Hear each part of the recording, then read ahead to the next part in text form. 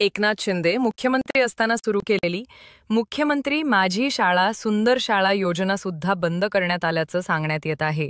याआधी शिक्षण विभागातील स्वच्छता मॉनिटर, एक राज्य एक गणवेश, पुस्तकाला वह्यांची पान हे निर्णय सुद्धा मागे घेण्यात आले। एकाच शैक्षणिक वर्षात राबवण्यात आलेली ही योजना नोव्हेंबर उजाडला तरी राबवण्यात आलेली नाही। त्यामुळे एकनाथ शिंदे मुख्यमंत्री असताना सुरू करण्यात आलेल्या आनंदाच्या शिधा या योजनेनंतर शिक्षण विभागातील माझी शाळा सुंदर शाळा ही योजना सध्या बंद करण्यात आल्याची माहिती आहे।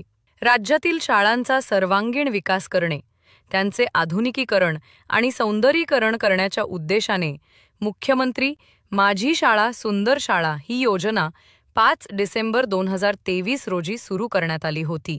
या योजनेअंतर्गत 2023 शैक्षणिक वर्षात राज्यातील शाळांमध्ये स्पर्धांचेही आयोजन करण्यात आले होते।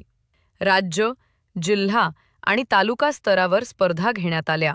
लाखो रुपयांची पारितोषिके देण्यात आली। त्यामुळे राज्यातील शिक्षण संस्थांसह विद्यार्थी आणि पालकांमध्येही या योजनेची चर्चा होती। 2 टप्प्यात ही योजना राज्याच्या कानाकोपऱ्यात पोहोचली। मात्र यंदा या योजनेला अद्याप सुरुवात करण्यात आलेली नाही।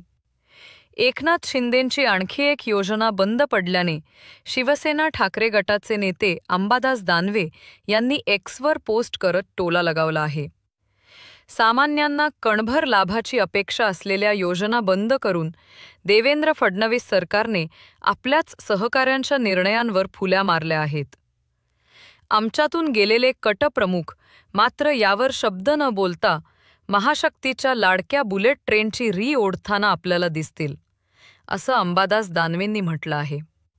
आनंदाचा शिधा बंद, माझी सुंदर शाळा बंद, 1 रुपयात पीक विमा बंद, स्वच्छता मॉनिटर बंद, एक राज्य एक गणवेश बंद, लाडक्या भावाला अप्रेंटिसशिप बंद, योजनादूत योजना बंद, मुख्यमंत्री तीर्थदर्शन योजना बंद।